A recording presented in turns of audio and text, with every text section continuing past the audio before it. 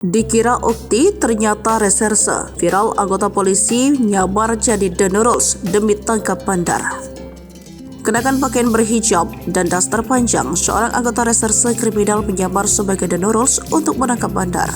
Dengan santainya, anggota reserse yang notabene adalah pria berotot tersebut berjalan memasuki minimarket bak seorang wanita muslimah.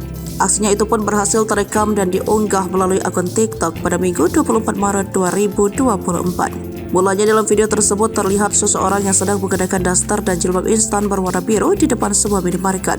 Sesekali orang tersebut tampak mengamati kondisi di dalam dan luar minimarket.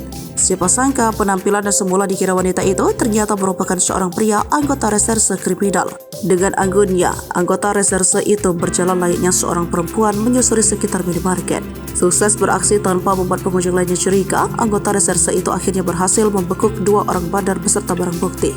Kedua bandar itu pun langsung digiring di kantor polisi untuk dilakukan interogasi. Tampak barang bukti berhasil diamankan sampai berukuran 1 plastik besar.